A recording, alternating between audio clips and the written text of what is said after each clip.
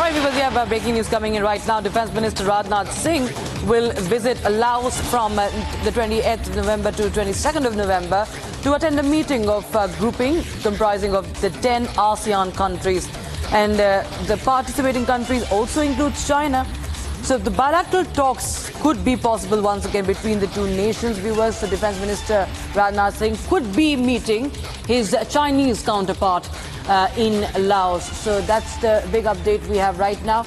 This, remember, coming in right after the disengagement at Depsang and Demchok in Ladakh and the resumption of patrolling in both areas of the line of actual control after the thaw in the ties between New Delhi and Beijing. Viewers, this development coming in has, of course, sparked speculations as to if the defence minister of both sides will be holding talks, as they will be meeting at Laos for this ASEAN Defence Ministers meeting. Defence Minister Rajnath Singh and his Chinese counterpart Admiral Dong Jun are scheduled to attend this ASEAN Defence Ministers meeting in Laos next week. And this is going to happen from the 20th of November to the 22nd of November. It's the 11th ASEAN Defence Ministers meeting plus. And Prime Minister Modi, remember, last month held talks with Chinese President Xi Jinping.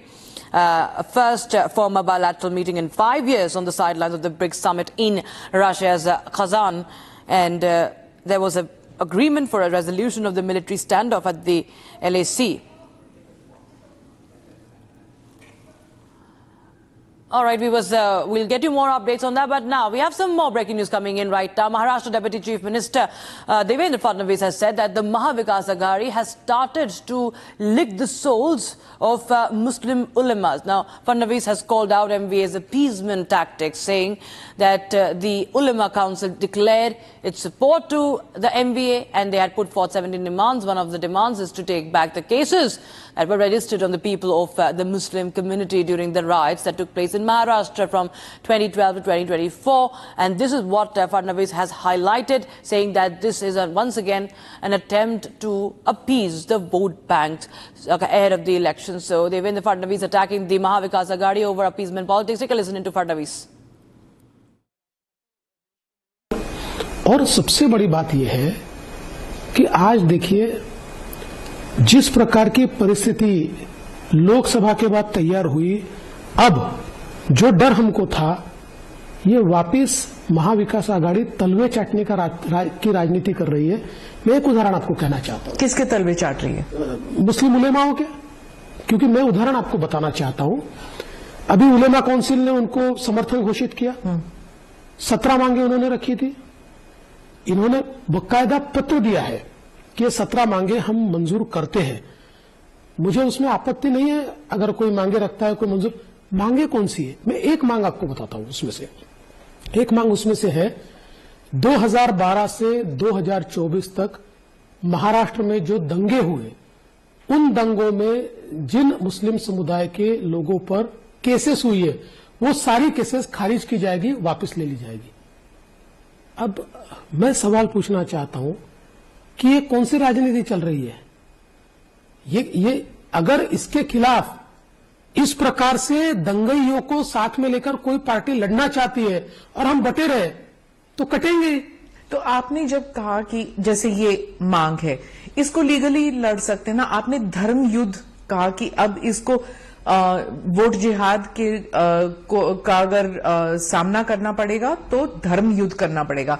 तो ये धर्म युद्ध जो है वो बांटने की धर्म युद्ध की संकल्पना हमारे यहाँ क्या है? धर्म युद्ध की संकल्पना यह है कि यतो धर्मा ततो जया। ये धर्म युद्ध है हमारे यहाँ। जहां सत्य है वहां विजय है। ये असत्य की लड़ाई लड़ रहे हैं, हमको सत्य की लड़ाई इनके खिलाफ लड़नी पड़ेगी। ये धर्म युद्ध है हमारा। हमने ऐसा थोड़ी कहा हिंदू धर्म युद्ध लड़ो, हमने कहा धर्म युद्ध लड़ना पड़ेगा। और 8 दिन का चुनाव और कौन कोर्ट जाएगा और कौन इलेक्शन कमीशन के पास जाएगा वो तो बाद में होता रहेगा। ये लोगों ने तो समाज को बांट दिया, बांट के वोट तो लेकर चले गए। तो इसलिए देखिए, हम चुनाव जब लड़ते हैं तो ये लड़ाई है, भले शस्त्र नहीं है, अस्त्र नहीं है, पर यह लड़ाई है। सामने वाले बेईमानी करते रहे और हम देखते रहे, ऐसा नहीं होगा। हम जवाब देंगे, बेईमानी नहीं करेंगे लेकिन जवाब देंगे। आपने कहा अगर पत्थर आएगा तो ईंट का जवाब। हाँ बिल्कुल, ईंट का जवाब पत्थर से देंगे। देखिए, हम गांधी जी को बहुत मानते हैं, हम अहिंसा को भी बहुत मानते हैं, लेकिन ये तत्व हमको मंजूर नहीं है कि सामने वाले हमको मारते रहे और हम चुपचाप तमाशा देखते रहे। ऐसी अहिंसा हम नहीं मानते। सामने वाला ईंट मारेगा तो पत्थर से जवाब देंगे।